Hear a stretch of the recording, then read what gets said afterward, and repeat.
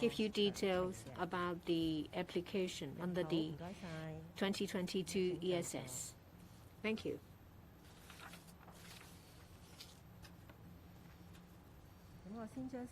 I'll now give the floor to the Secretary.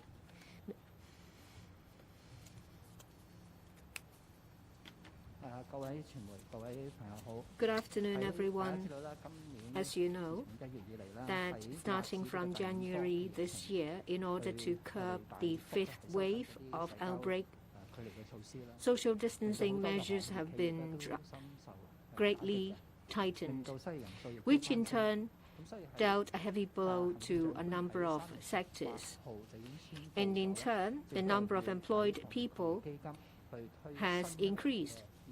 The Chief Executive has, on the 18th of March, decided to launch another round of ESS, Employment Support Scheme. It's a new round 2022 under the Anti-Epidemic Fund. It provides wage subsidies over May, June, and July this year. Every day, we see the number of infected cases drop to three-digit level. We see that the epidemic has stabilized. Previously, the Chief Executive has announced that starting from last Thursday, social distancing measures will by stages be relaxed. We do think that the relaxation by stages will inevitably slow down economic recovery, but it also takes time for market confidence and sentiment to recover. As you know, that the latest unemployment figure has risen to 5%. We reckon that the unemployment rate will continue to climb in the coming 3 months. However, looking at various factors, we have gone past the peak of unemployment rate. As long as the epidemic is under control, together with the various support schemes, we do think that the employment situation will improve. That's why we launched the 2022 ESS.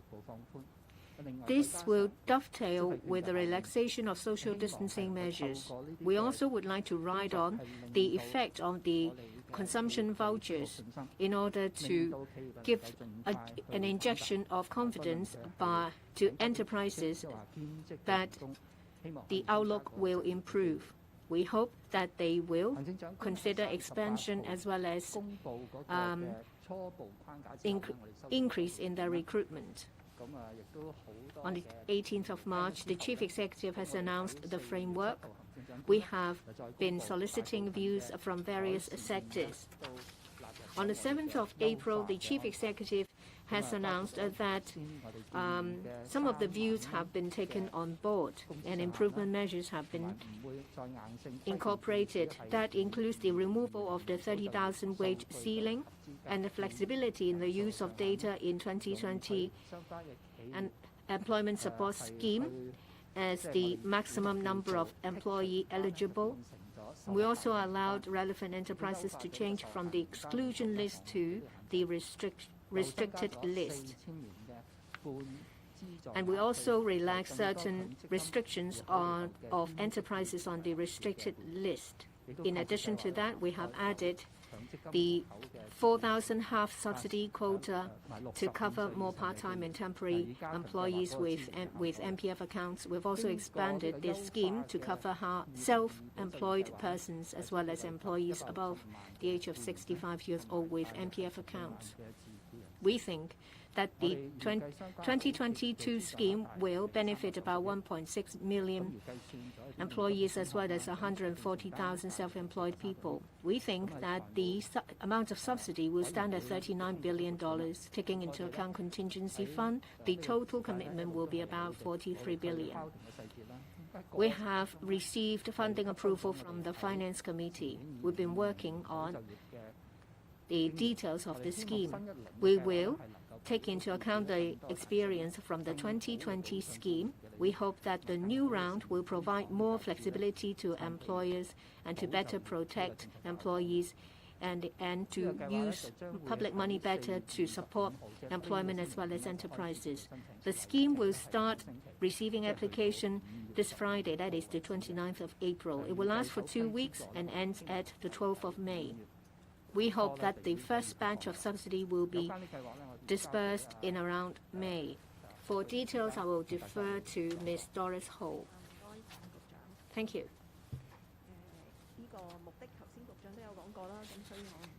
The objectives have been covered by the Secretary. I'm going to skip over it. Self-employed persons as well as employers will find this scheme easier to apply.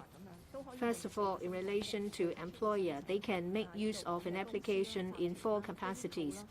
That is, a company, a corporation, an organization, or a natural person. A number of criteria have to be met. First, it's an employer not listed in Part 1 of the exclusion list. The exclusion list refers to the government, public organizations, and statutory organizations. I'll give you more information later. The exclusion list is basically the same as the 2020 scheme.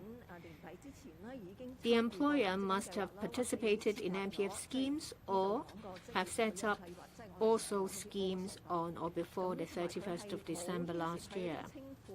The employer has not been involved in winding up the registration or striking off process or has not become dormant.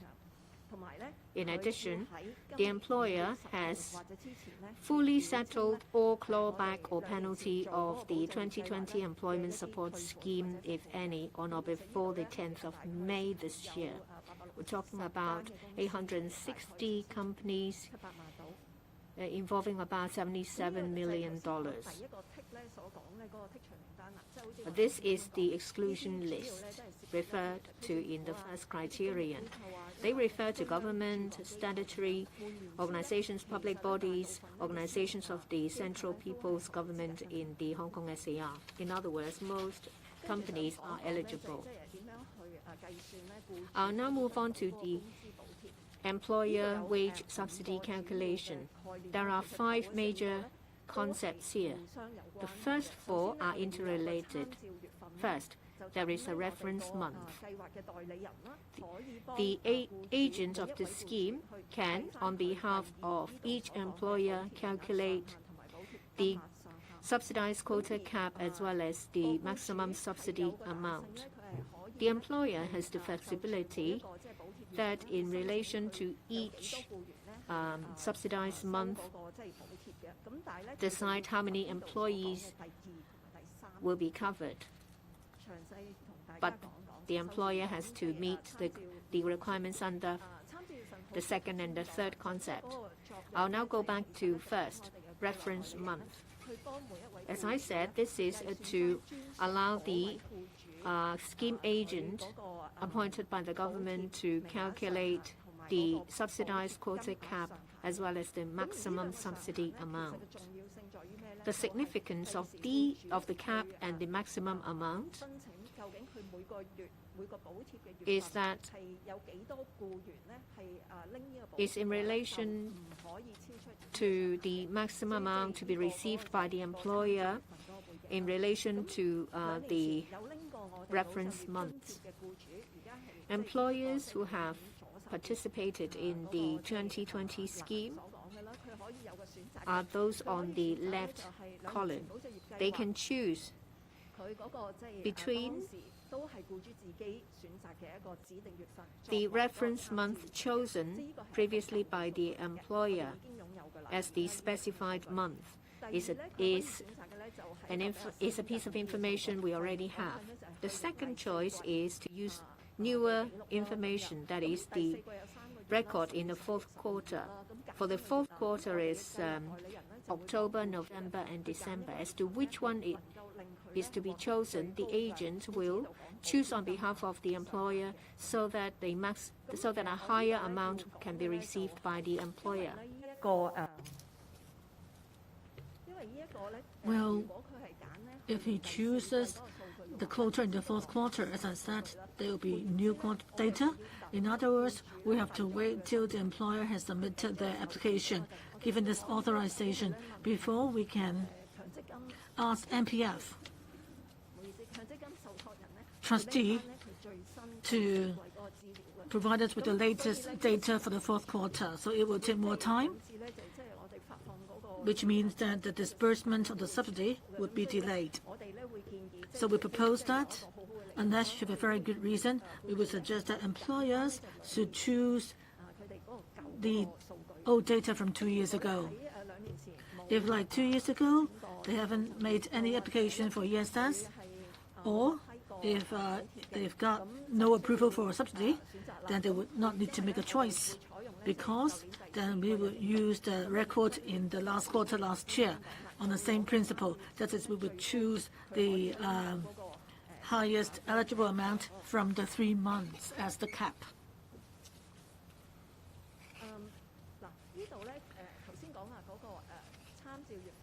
As for the reference month, well, that is actually related to the subsidized quota cap and maximum subsidy amount. For the agent, how can they help do the calculations for the employer? First of all, he will look at the reference month. That is what you see on the left, far left of this table. And then he will divide the wage into 3 parts. That is $8,000 or above, which will be eligible for a full subsidy quota, which means $8,000, or at least $3,000 but less than $8,000. That is what we've added for casual workers, and those workers will be eligible for $4,000 in subsidy. And then we've also added one more category. That is employees aged 65 or above with less than $3,000. I will explain more on this category later, but you can look at the middle column. You can see that if the agent can distribute the wages into these 3 categories and then count for each category in relation to the reference month how many staff there are. And the number obtained for those making $8,000 or more will be the quota for full subsidy. And for the second category, there will be a half subsidy quota for those receiving $4,000. And also the last category will be those aged 65 or above with less than $3,000, and that will make up the elderly subsidy quota. On the far right, you understand that, I'm sure, that the amount, 8,000, 4,000 times the quota, which will come to the maximum subsidy amount. Let me say that for the subsidized quota cap and maximum subsidy amount, their significance lies in that in the future, employers, when they fill in the application and put down how many staff they are applying for subsidy for, and there will be a cap. So the quota cap and subsidy amount, or the half subsidy quota, all sorts of quotas have their role to play. And for those aged 65 or above making less than $3,000, this is a newly added category because we want that for elderly staff, they can be entitled to additional protection or care. Because for an elderly worker who's still working despite their age, and if their wage is so low, then they may be struggling to make ends meet. So we want to offer subsidy for such staff. So for those making under $3,000, we only would provide the subsidy to those aged 65 or above. Hopefully, we can help this staff in the age bracket to receive the subsidy.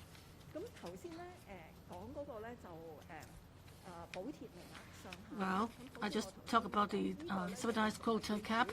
As I said, that will be the basis for the employers in filling in their application to consider how many staff you can apply for. To most employers, well, it will, the cap, the principle will apply, but there are 2 points they should bear in mind. That is, if the core business of the employer is on the restricted list, then the cap is only 100 eligible employees. You may recall what do we mean by sector-specific cap, because that's a new arrangement for the 2022 ESS. That is, we have put industries less affected by the fifth wave, like those working in the supermarkets, pharmacies, property management companies. They are actually put on a new list. So these are for enterprises on this list, even though their cap is 2,000 staff, they can still only apply for subsidy for 100 staff. Those who do not belong to the sectors on the restricted list, that is for larger enterprises, there is still a cap, which is 1,000. What does it mean? That is, say, if an enterprise is subsidized quota cap based on the reference month is 2,000, but still, it can only apply for a maximum of 1,000 employees in terms of subsidy. So this is what I mentioned, the restricted list. You may have seen this before in mid-April when we submitted our plan to the Finance Committee. The same list was shown. And now I'd like to talk about the chosen subsidized headcounts. By chosen, we mean that employers can choose. In the 2020 ESS, there are two flexibilities given. That is the latest, the latest ESS. Employers can indicate each month how many employees they are applying the subsidy for, and what is the distribution of subsidy. That is percentage taking food, percentage taking half subsidy, or elderly subsidy. So that's the one extra flexibility given to them this time. And the second flexibility is the subsidy month is May to July, but after they have given to us their chosen subsidized headcounts for those 3 months, we still allow employers to make changes afterwards in relation to the headcounts in June and July. In other words, as the Secretary just said, 29th of April, that is this Friday, application period will begin. So if the employer submits an application then for the chosen subsidized headcounts for May, June, July, if by early June, if they want to make changes, they can make the change for June. And by early July, they can make changes for the month of July. That is, the employers can, on the basis of the latest business situation, on their exact headcount, make assessment closest to the market situations.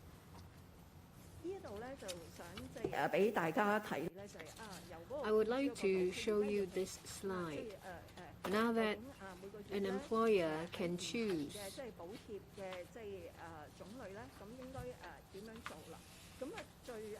what they're supposed to do under the different categories, the leftmost column is to be filled in by the employer.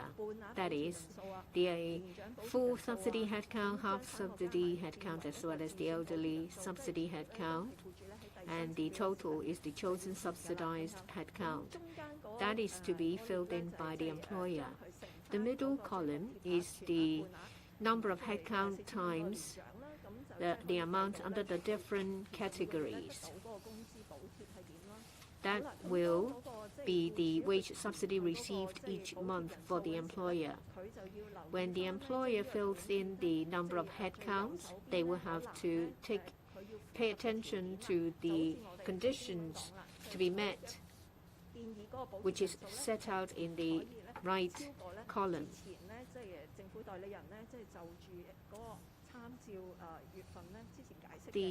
As we've explained, the number of headcount should not exceed the full subsidy quota, half subsidy quota and the elderly subsidy quota calculated by the agent.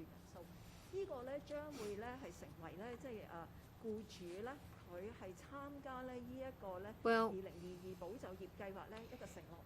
there is an undertaking by the employer in relation to the number of people to be employed. That is an undertaking that the government will check.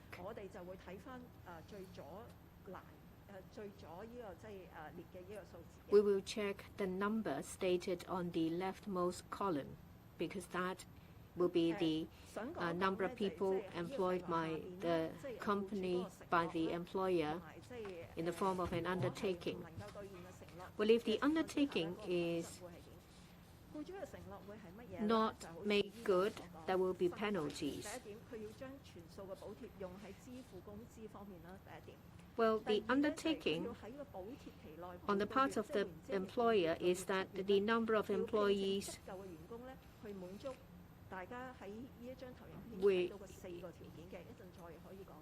is to be used on wage subsidy. And the 4 points you see here is to be met as well. In addition, the situation will have to be reflected in the record of the MPF or also schemes in relation to the respective employment situation. We will retrieve the MPF also record for May, June, and July. What we look for is that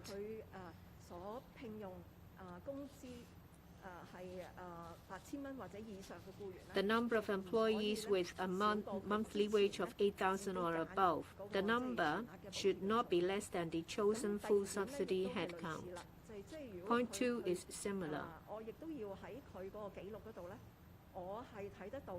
From the record, we should be able to see that the number of employees with a monthly wage of 4,000 and above is no less than the chosen half subsidy headcount.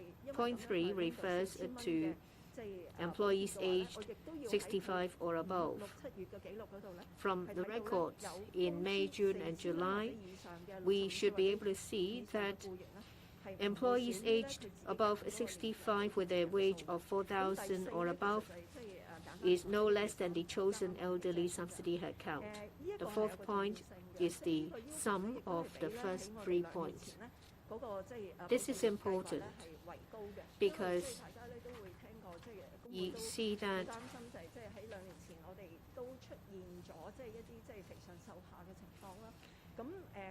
it's a measure to tackle subsidies going to those with a higher wage, as we've seen in the previous scheme. So we need to be able to find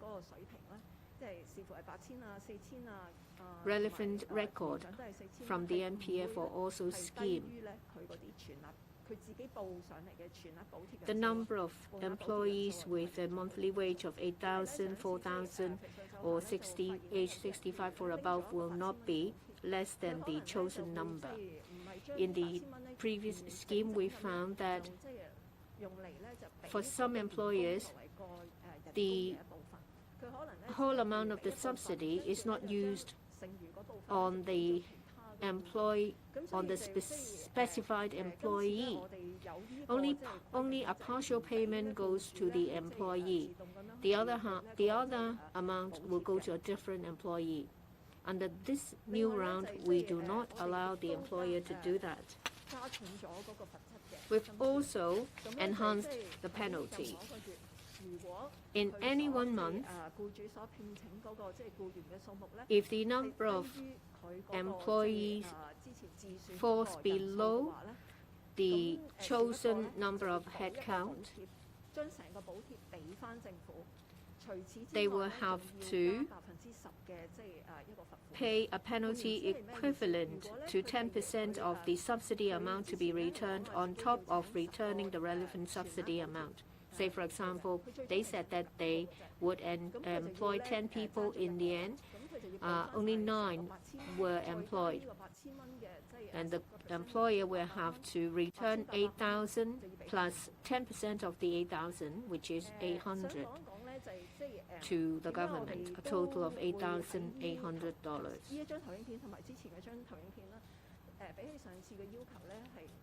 The requirements, as shown in this and the previous slides, are higher because we want to make good use of public money to fulfill the objective that enterprises and employment will be preserved and supported. That's why we enhance the penalty to increase the deterrent effect.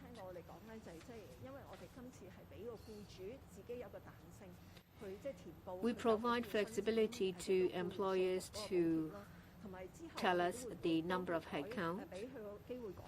We also allow employers to choose to change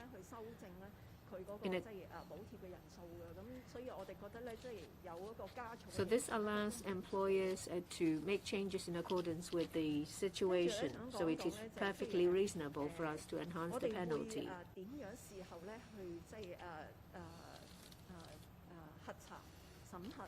In relation to assessment, to see if employers have made good their undertaking, we will retrieve the contribution record for May, June, and July. We will verify if they employ number of employees higher than the number of chosen headcount. And I would like to mention a few points here. If an employer would need to employ new employees to meet the undertaking, then employers will have to are required to open MPF employee account and make monthly contributions on or before the MPF contribution date for the months concerned. For those above the age of 65, then employers will have to report the monthly wage of the employees on or before the contribution date. In relation to casual employees, then the employer will have to report the monthly wage and make contributions for the employees before the contribution date. That's actually similar to prevailing requirements. But employers will have to pay attention when they employ new staff members. They will have to lose no time to open a new MPF employee account. Well, currently, it's said that they need 60 days to open an account. But if you leave it too late and you can't make it in time, then it will be deemed as a failure to make good the undertaking. And for employers employing those above the age of 65, they are required to report the monthly wage of these employers. For employers under also scheme, they will be informed as to how to make a report and provide the information for May, June, and July. The government and their agents will make reference of the information to see if employers have fulfilled the undertaking. That's all for employers. Now we move on to self-employed persons. Under the new round, self-employed persons can make an application in an individual capacity. However, they will have to have successfully created an MPF self-employed person account on or before the end of last year and have not terminated the said account at the time of the application. And if there is more than one MPF self-employed person account, then they will have to submit only one such account in the application. You can easily tell whether the account is a self-employed person account by referring to the statement. Those who are self-employed, they can get a one-off subsidy of 8,000. Whereas we've said that at 8 o'clock in the morning on the 29th of April, application will start. It will last for 2 weeks and ends at 11:59 p.m. on the 12th of May. We accept online applications. Irrespective of whether the applicant has made an application in the previous around 2 years ago, a fresh application has to be made. So for those who 2 years ago have received subsidy to those employers, but this time they need to use their application code back in 2020 and their business registration number. It's fine if they've forgotten them. After the press conference today and tomorrow, we will inform them through email and SMS.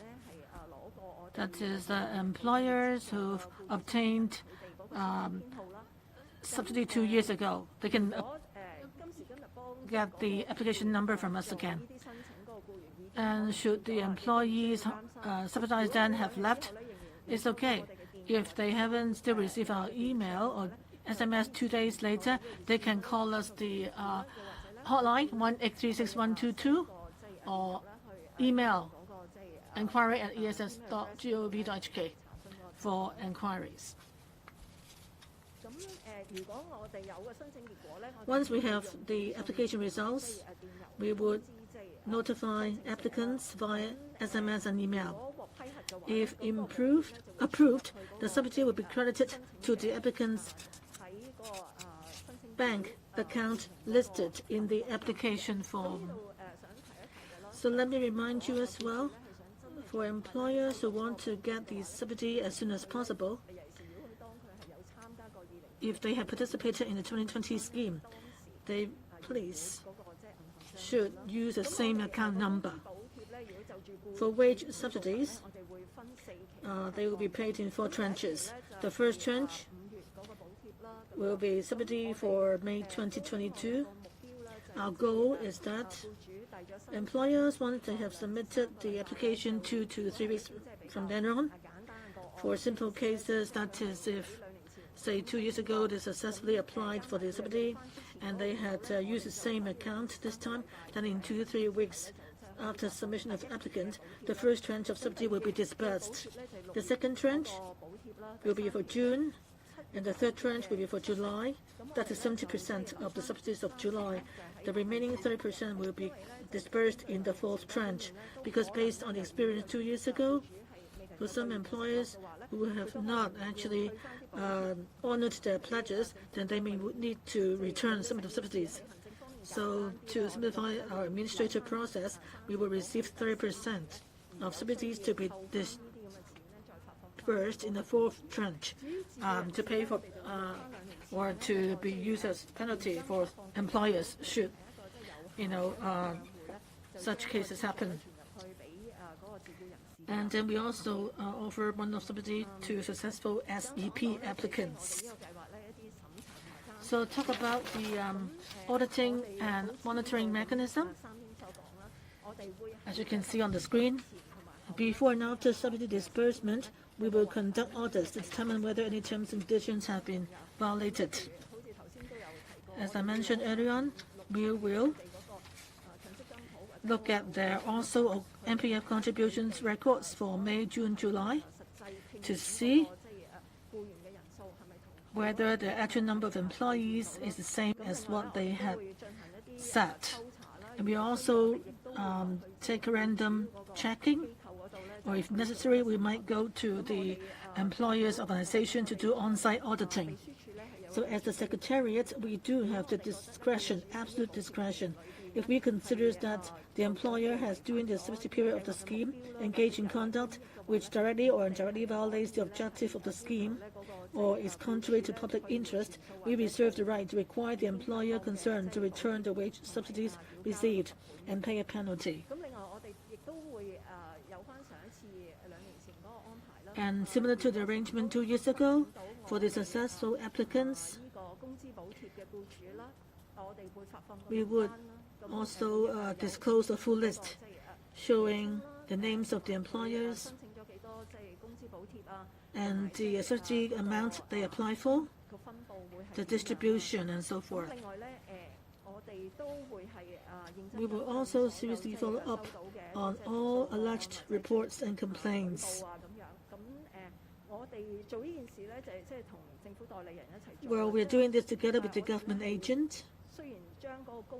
Even though the work is outsourced, but the responsibility still lies with us. So in dealing with the cases, we would, for important cases, we would maintain close communication with the agent. And the Secretariat will also set up a review committee to deal with the cases of complaints.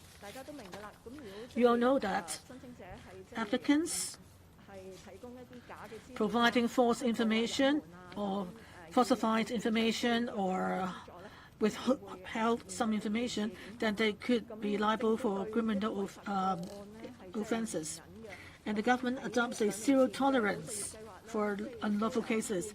2 years ago, under the scheme, there were suspected cases involving employers, and we referred them to the police for investigation. Late last year, the police took arrest actions involving 2 enterprises. So here are some details for inquiry. We've got a website set up, which should be actually by 4 p.m. will be up and running. And there's also a live chat function on the website.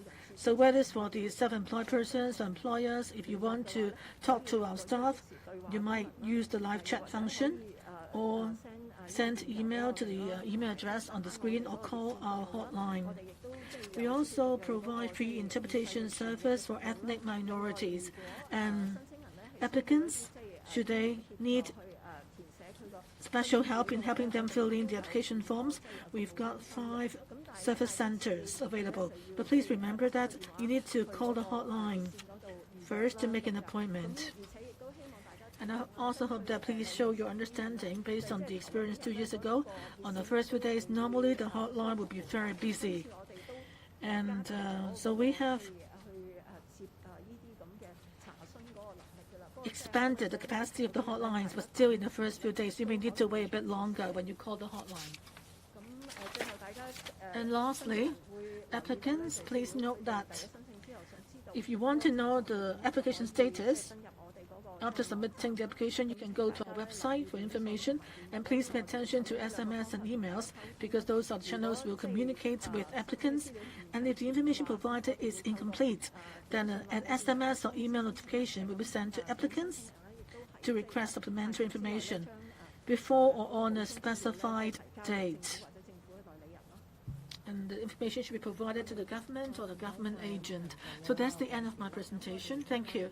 So now it's time for Q&A to let you have more chances to ask questions. So maybe each media outlet can ask 1 question. In the back, please. Good afternoon, I'm from Cable. I want to ask about just now you said that enterprises in early June, early July can change their subsidized headcount. But if they choose to change their subsidized headcount, would they receive the subsidy later than those enterprises who are not making changes? I don't quite get your question. Could you ask your question again? Well, just now you said it in early June, early July, you could change the subsidized headcount. Okay, should they do so, then will they receive the subsidy later than employers who do not make any changes? The time will be the same in relation to June and July. After the employer has made the application, we would ask them to verify and make changes for the figures in June and July. Whether they change the figures or not at the beginning of June and July, the system will be opened for making changes. If an employer does not make any changes during that period, we will use the headcount on the application form for the disbursement. So for timing, it's actually the same. In the middle. I'm from Sky Post. Well, you talk about 2020 ESS. The month's cover was May to July.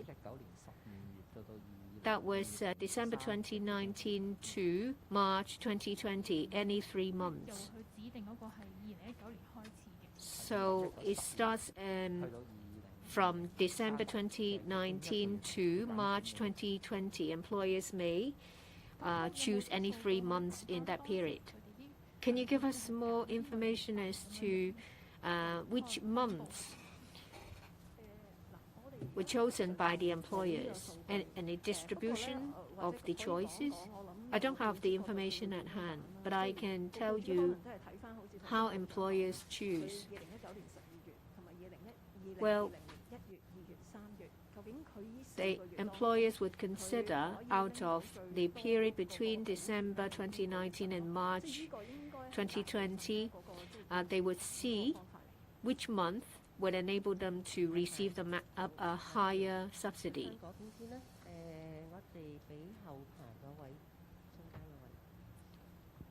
Towards the back in the middle. I'm from Now TV.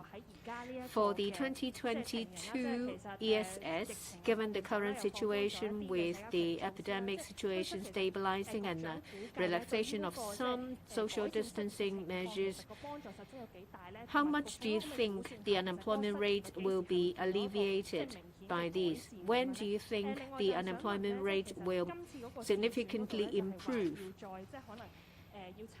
There is this element of choice, but you will have to check the record in NPFO also. Is it an active check or a passive check? How much manpower and administrative cost will be involved? Will it be more than the previous round?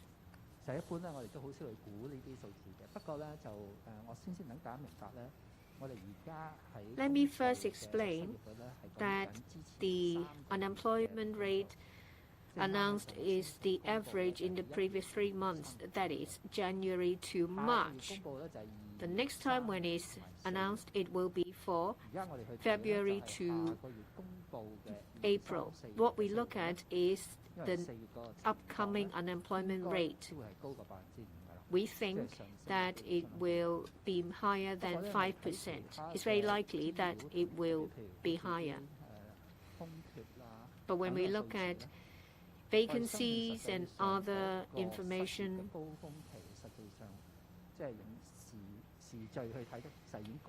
if we look at it chronologically, we have passed the peak.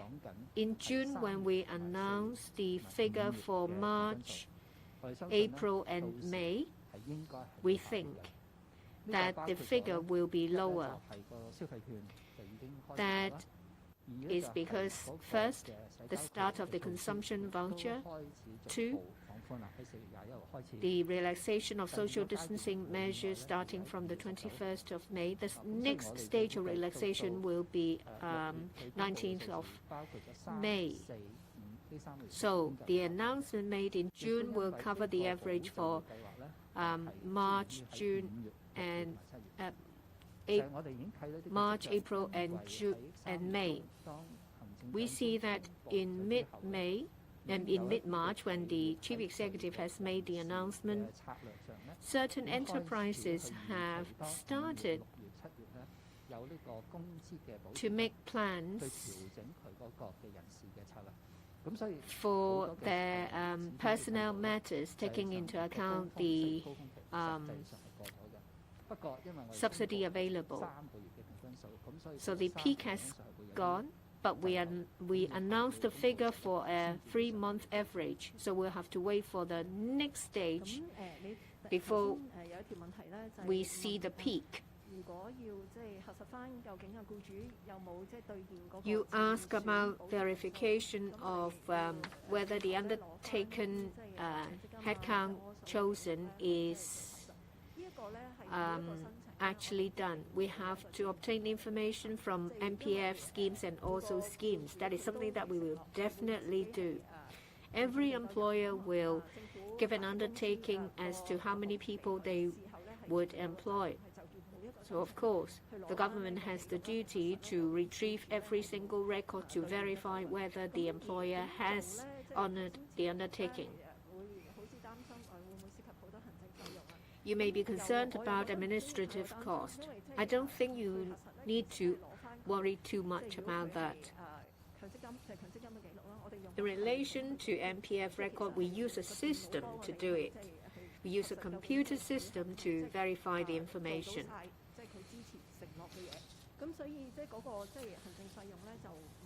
So the administrative cost will not be significantly higher because of the verification. On this point, I would like to say that in our past round of ESS, we have kept the amount of administrative costs at less than 1% of the entire scheme. The lady at the back. I'm from In Media.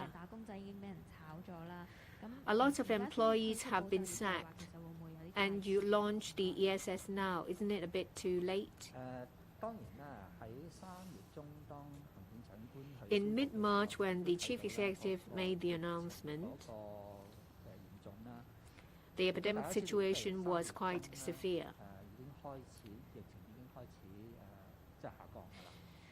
But starting from mid-March, the epidemic situation started to stabilize.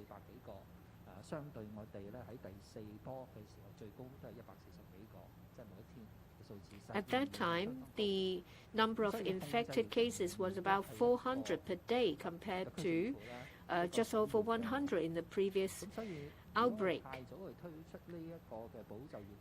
To contain the epidemic situation was the government's priority. Launching the ESS too early would not be an opportune time, because social distancing measures at that time were quite tight. The chief executive announced the relaxation at the first stage on the 21st of April, and the second stage will start in May.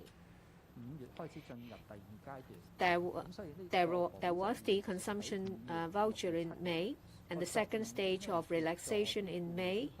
We think that with wage subsidy over May to July, it would be at the right time to help employers and enterprises to get back on their feet. It took time to work out the details, to obtain funding application from the Finance Committee, and to make necessary updates. So application starting this Friday is actually the earliest time we managed to do it. Let's take an English question. The gentleman. TMHK, Dr. Law, what kind of safeguards are in place to ensure that the money will actually go to the employees, and we won't see employers firing, say, for example, existing staff and hire a new one with lower salary? Say, for example, will employers be required to list out the names of the workers who will receive the subsidy so that it will be easier for authorities to check later? Thank you. I would say the mechanism here we apply is basically rely on the NPF contribution records.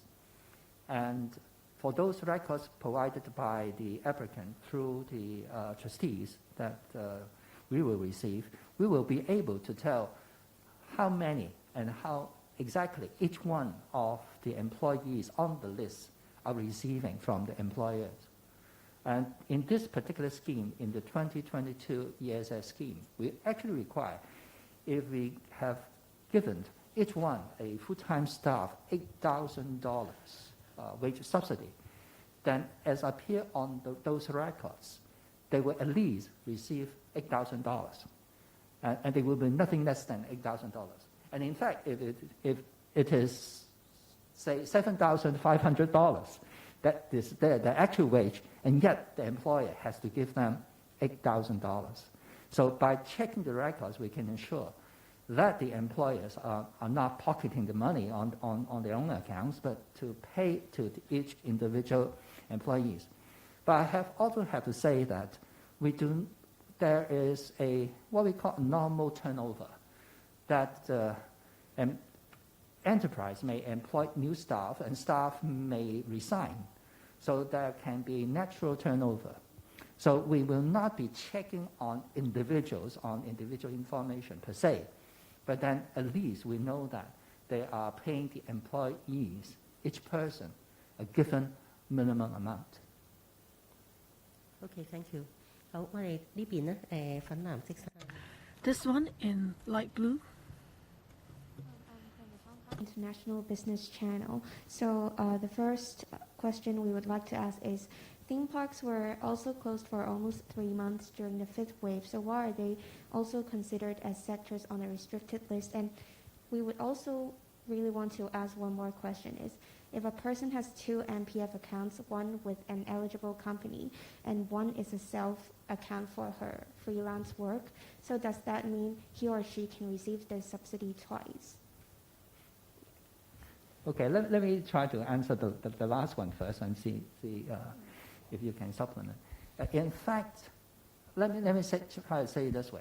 Although in our description, we keep on saying that we were given the subsidy to the employees. As I answered the previous question, that we'll check the records, whether in the MPF records, whether each one received certain amount. Say, for full-time, they will at least be $8,000.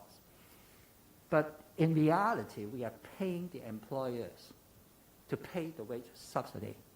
So the record as shown in the trustee information provided to us are actually the payroll paid out by the employers. It is not the money that coming from the ESS to the individuals. Now, let's say an individual actually have 3 employers. Okay, no matter one person can have two full-time jobs and 1 part-time job. I have seen cases like that. He or she will still receive the wages from the employer. Okay, so that will be their normal wages, and the different employers will receive a subsidy from the ESS program, and that is how it works. Although you can say the person actually received ESS subsidy indirectly through the employers. So let's say what you said is one of the case, if he or she has a self-employed account, okay, a self-employed person account, and that person will also have a part-time job with another employer. Now that person will be able to apply for himself or herself through the self-employed person scheme, that $8,000, but this one-off for the whole period of time. But then if she or he works with an employer as a part-time staff earning something like, let's say, $5,000 per month, and through that employer, he or she will receive that $4,000 subsidy. But if her salary is actually $5,000, it will be $5,000. But out of that $5,000, you can say $4,000 come from the government. Okay? I hope I explained the logistic of that flow. Sam, you have anything to add? No, I think there are circumstances where, as the Secretary has said, a self-employed person can also be an employee, and, the scheme has not restricted, these circumstances or these persons to apply. Okay. I answer your question. 咁我哋翻到嗰邊。 Okay, at this side, please, in the middle. Person wearing a red mask. Good afternoon from CMP News. An English question. May I ask how many people or employers actually got fined in the last scheme? Is that figure considered high? That's why the government is now considering to propose tougher punishments this year. And are random checks or receiving complaints enough, or can more be done to regulate the measures? Thank you. Doris? I think for the 2020 ESS, there were a total of about 150,000 employers successfully applied for subsidies. About 80%, they are all good. They are all good. They have complied with their undertaking. That means they have employed no less than the number of employees they have committed in the first place. And then there are about 18% who fell short of their undertaking by 1 to 2 persons. So I would say that the situation is not that bad, but from the policy objective of protecting as many jobs as possible, we would like to put in place a heavier penalty to provide a stronger deterrent effect against any non-compliance. 好，唔該晒。好，咁啊，我哋就 Well, we've got 3 more questions. On this side, Economic Times, and then, okay, then we'll okay, then I think there will be 4 more questions. We'll try to answer the 4 questions in the remaining time. Okay, I'm from Hong Kong Economic Times. I'd like to ask you about the move to increase penalty this time. How do you assess the deterrent effect of the increased penalty? Is it enough? Because there are quite a number of violations in the previous scheme. Are you considering actually creating a blacklist, showing the names, or banning the companies which have violated the rule from applying again? As I said in my introduction, if companies that have not paid the penalty, they will not be eligible to reapply. If they have paid up the fines, then they can reapply. As for whether the deterrent effect is enough, as Doris mentioned, for an employer with 10 staff, the subsidy a month would amount to 80,000. But if in May they hired 9 staff, then he should have returned to the government at least $8,000. But the subsidy received was 80,000. Its penalty is 10% of the amount. That is, besides the 8,000, the employer will need to give out an additional 8,000. So which means that they will need to pay us back to the government $16,000. Well, there is the flexibility involved because the employer would tell us how many staff they hire. That will be the cap to us. And they don't need to actually hire really up to the cap, because it all depends on the market. And also we'll see in May, June, and July how many did they really hire. So I believe that with this flexibility, this would actually deter the employers from taking a risk on their own. We hope that in terms of making good use of public resources, this can be a better arrangement, because ultimately we need to be cautious in dealing with possible cases of abuse or violations. So, say, if the difference between applied number and also actual number of staff employed, if it's not too big, or if it's too big, then we'll see what to do. We may need to carry out investigation if the gap is too big. So we hope that we did not carry out a lot of investigations. In May, June, July, we will need to deal with the applications for each month. Time is really tight. So that's an important consideration for us. Thank you, Secretary. At the front, I'm from TVB. First, about penalty. Well, for 2 years ago, we saw that about 860 enterprises owe about $77 million in penalty. How come they can drag on for so long? Are you concerned that the same thing will happen?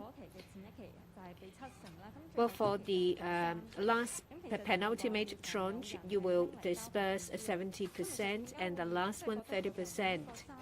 Why would you think that someone would make use of the 30% to pay the penalty? Or is it the case that the government's planning to use the 30% to deduct the penalty? Your understanding is correct. Perhaps I wasn't clear. Withholding 30% is for the eventuality that the employer might not have employed the undertaken number of employees. So that amount is for paying penalty as well as the returning of the relevant amount. We've learned a lesson. We don't want to the whole matter to drag on like what happened 2 years ago. So we will withhold a certain amount of the last tranche for that purpose. The reason why it has taken so long, we were talking about 150,000 employers in the last round. For some employers, when we ask for the amount back and to pay penalty, quite a number of the employers have paid punctually, but there are some who refuse to settle the matter with the government. That's why in this round we have imposed another condition. That is, before the 10th of May, all outstanding amount and penalty will have to be paid to the government before we process their application. May I add that in the last scheme, there were 2 phases. So one is April to June, the other one is July to September. If there was any incompliance, we would use the amount of the subsidy to be dispersed in the second phase towards the penalty.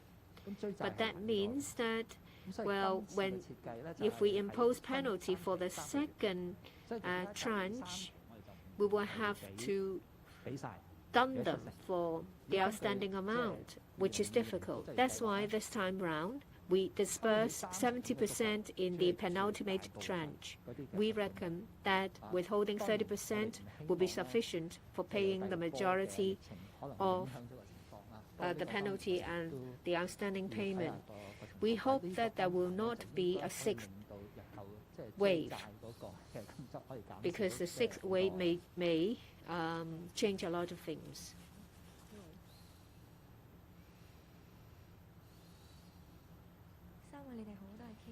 I'm from cable TV. The unemployment rate is 5%. So to what level will the ESS bring the unemployment rate down to? How effective do you think the scheme will be? If the unemployment rate maintains the same, would you defer the start of the new round? I have given details about what might happen in the next announcement, but I can't tell you what exactly will happen because a number of factors are at play. If you refer to the effectiveness of the 2020 ESS, we will have to look at all the relevant data as well as the epidemic situation before we could come up with an accurate description about effectiveness. So it's difficult to say now. You may recall that in the 2020 ESS, it started when there was the third wave. Towards the end, it was the start of the fourth wave. So you will have to look at the epidemic situation, the employment situation, and the unemployment situation. That's what we will look at. I was unable to answer you as to how much the unemployment rate could be brought down to, because there are many other factors at play.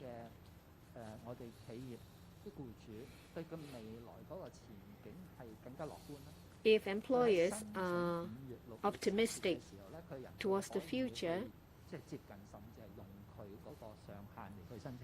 they may make an application using the figure at a higher level. So it's not for us to say how many people will apply. Depends on how the epidemic will pan out in the coming few months. I'm from Commercial Radio. First, about specified months. You mentioned that the employer could choose the figure in 2020 or this year. But if the previous figure is chosen, does it mean that they will have to use the same level in terms of headcount as well as salary level? Is it the case that if they choose the figures in the last round, they will get the subsidy earlier? What is the difference? The Secretary mentioned about it being difficult to done payment. What would you do if employers refuse to pay? For the 30%, does it mean that the government will verify all information to ensure compliance before dispersing the 30%? Last question. A number of legislators as well as people from the business sector asked to withhold an MPF ordinance. Are you confident that this bill will pass? You have asked numerous questions.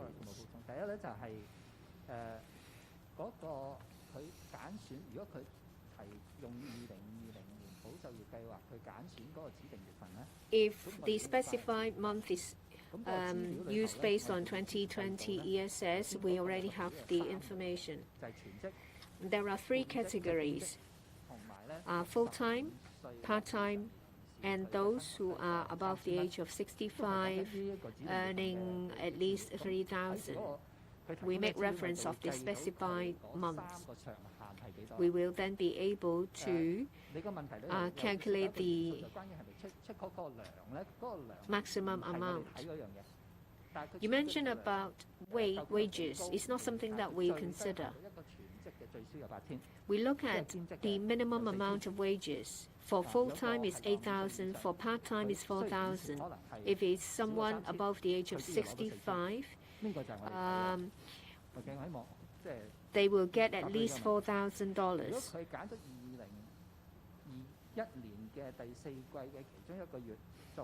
If they choose a month in the fourth quarter of 2021, then we need to retrieve the information. We think that the difference will be 3 to 4 weeks. So the earliest, it will be dispersed in the first half of the month. If additional information is required, it's very likely that the employer will have to pay the wages first before we can disperse the May subsidy in June. If 99% of the applicants use the information in the 2020 ESS, then as a whole, the disbursement will be earlier. It's difficult to say. You ask about 70%.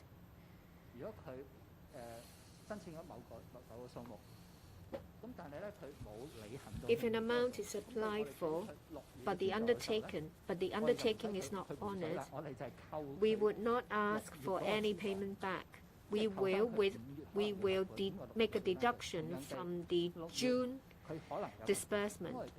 If a penalty is to be paid from the June subsidy, then before we disperse the July amount, we will first deduct the penalty.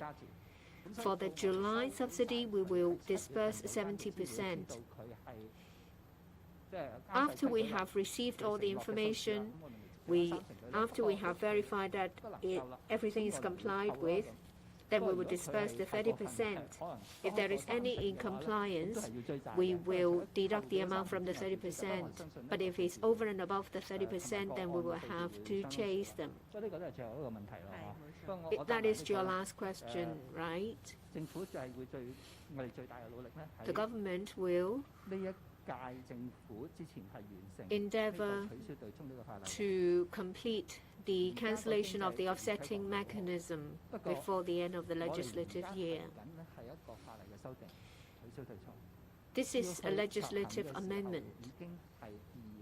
By the time it's implemented, it will be 2025.